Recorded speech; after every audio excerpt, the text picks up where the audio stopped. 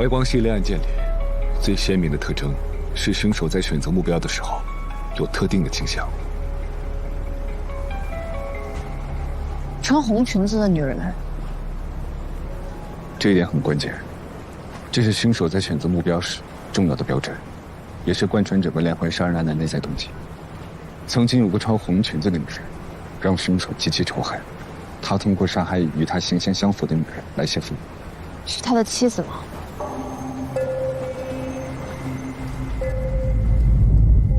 我所了解的情况大概就是这样，其他的我也不太清楚了。我能看看你家的衣柜吗？哦，好的，谢谢。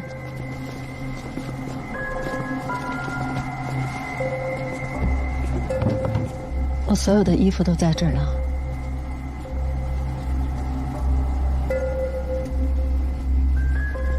你穿红裙子吗？我从来不穿红色的衣服。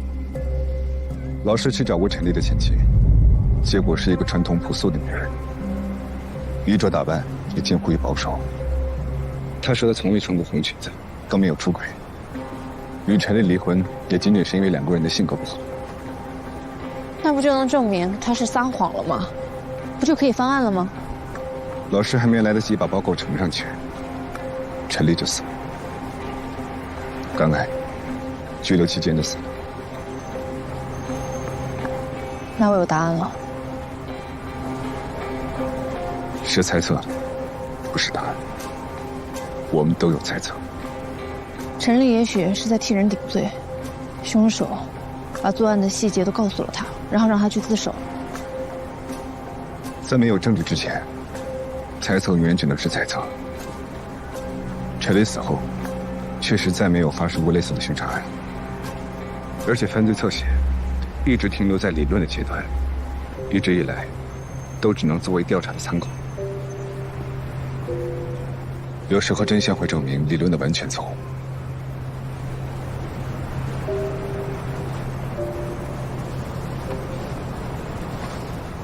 你还好吗？怎么了？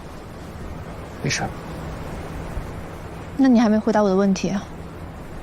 怀光连环案和817案还有我哥，他们之间的关联到底是什么？817，你只知道你哥哥周晨的牺牲，还有他的配枪不见了，对吧？我还知道，那伙案犯是姚组长抓到的，线人是你。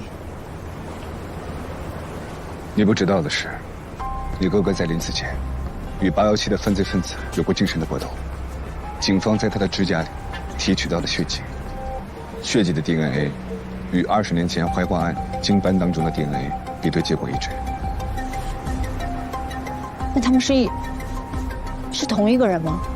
正是因为这样的关联，在817迟迟没有进展的情况下，省厅决定从怀光案入手，来找这个817的参与者。可是怀光案也是疑点重重，根本都抓不到人呀。就从疑点开始，老师当年根据侧写排查了很多人，这些人都在进一步的调查当中都排除了嫌疑。是侧写有误吗？你说的没错。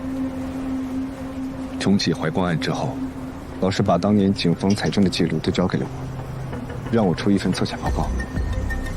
他怕自己的思路影响我，并没有告诉我他当年已经写过侧写。那结果有什么不同吗？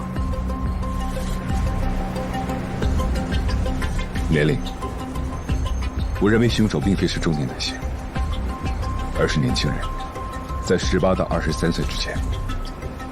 充满仪式的案发现场，轻易地掩盖了最原始的杀人动机。周姐，你是在看我吗？没有啊。你又在说谎。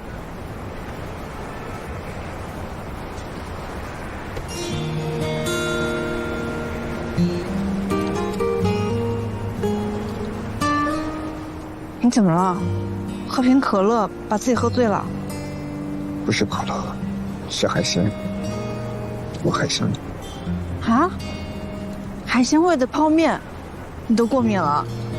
不至于吧？这没来得及告诉我。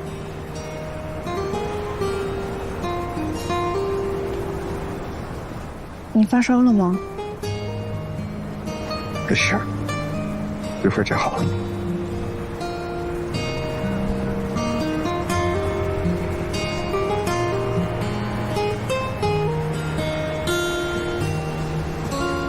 走吧。要是有事儿，一定告诉我。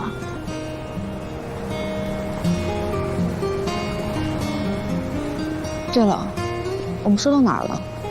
哦，犯罪动机。所以你的意思是，不管这个凶手把现场布置得多么花里胡哨的，他的原始犯罪动机还是强奸。性与性，动机犯罪。当年既然凶手能让被害者主动带他回家，说明他具有一定吸引女性的能力。按道理，他不娶女人，让他在性欲上得不到满足的情况会有两种：第一，他有性功能障碍；第二，他和女性接触交往的方式与正常男性差异较大。但是第一种已经被我们排除掉了，因为当年在女尸体体内提取到了精斑，所以我认为应该是后一种情况。女人带他回家不一定是因为他有魅力，也有可能是他激发了女人的保护欲。中年男性很容易让女人有天然的防备心，但是年轻人在这一方面有优势。你还好吗？就快到了。结合痕检报告，我判定他是体型较小、身材羸弱，看上去并没有很大力气的年轻男性。出现时极其弱势。在3起凶杀案当中，死者的年纪呈增长态势，这说明凶手更偏向于选择更加成熟的女性。所以我推断，凶手未必是婚恋关系有缺失，而是早年母子关系有问题。单亲家庭，由母亲独自抚养长大，有非常严重的心理问题，而且他很有可能遭受过母亲的背叛、抛弃和折磨等，导致人格扭曲，迷恋女人的同时，又极度仇视女性。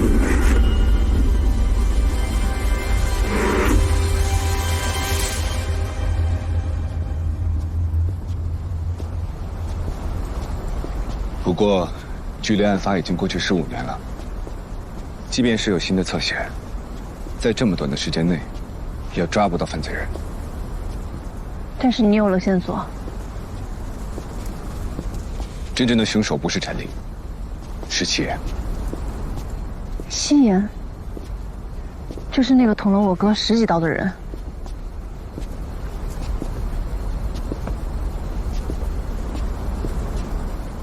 你怎么知道他的？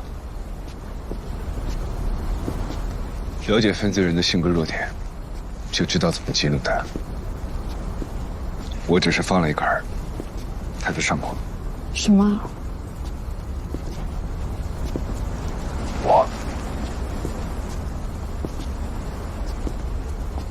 他亲自现身，请我回去做客。然后呢？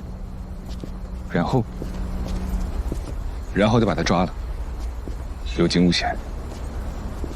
我跟姚组长提前做过准备，他也算是来得及时。你说的好像很轻松一样。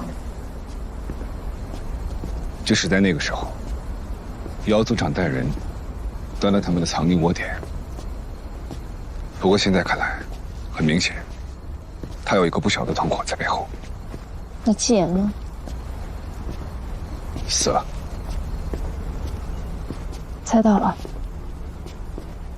那个时候作为家属，他们告诉我们的，是行凶者至少有2个人，一个伏法了，一个拿着配枪跑掉了。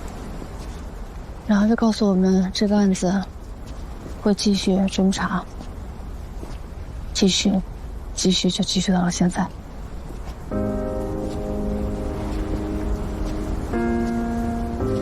周姐，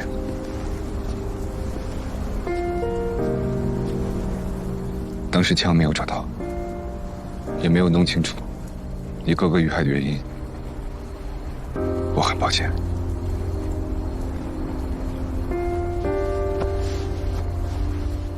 你有什么好抱歉的？我其实没有离开省厅的刑侦组队，大学教授这个身份也是为了隐藏警察的身份。我不会放弃。原来，你一直是警察。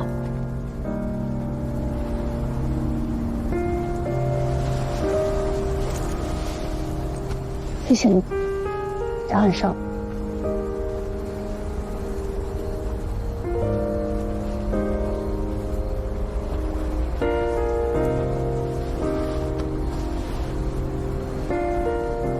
那你再跟我讲讲呗，那会儿你是怎么激怒他的，用什么方式？好像不记得了。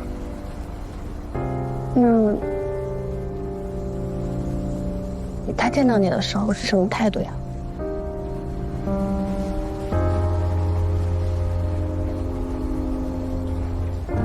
他跟你说过什么呢？你们都已经到了你死我活的地步了，他总该说点什么吧？也不记得。你怎么什么都不记得了？那你记得什么？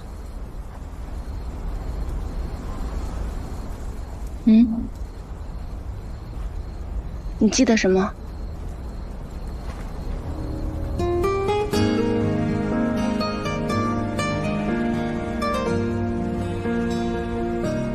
记得周杰。